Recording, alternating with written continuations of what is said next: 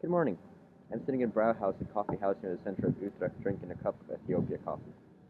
I wouldn't normally be at a coffee house this hour.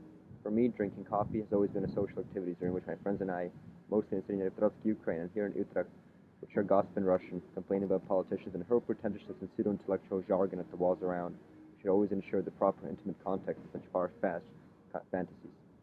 My original intention was to record a video of myself carefully grinding coffee before pressing it into a cup. The reason I am here, however, is connected to this object, my passport, which I had left at home while hitchhiking to the cross-border Copenhagen-Malmö agglomeration.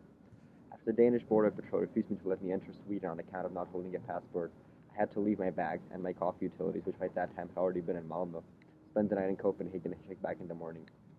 For me, traveling with my Dutch residence permit alone testifies to the feeling of security I have in the EU and a sense of belonging to my Europe. Being confronted by the Danish police is a reminder that I was in fact foreign and that my Europe may very well soon be no more, closed off by borders from each other as it is now from Ukraine. Although people would see hitchhiking as an activity of last resort desperation, it is in fact merely conversion of one's social capital and privilege into autobahn kilometers. My skin color, my clothing style, the way I speak, all plain to making hitchhiking a fast and comfortable journey. After a couple in Germany told me my accent was scary, I started speaking my American English instead of German, erasing my background in favor of the international flavor. In short, I am drinking this amazing cup precisely because the nature of my privileges is dynamic and may turn against me, and thus we have to ensure a world where the birth lottery plays as small a role as possible in establishing outcomes.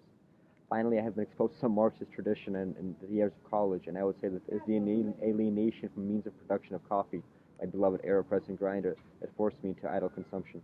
Apart from having somewhat an ideological view on reality, I have to admit that I come from a well-off family, and thus the lives of the less wealthy and educated are very alien to me.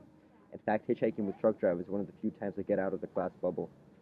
I hope this ethnography gave a sort of understanding of what I am and where I stand, and it was adequate.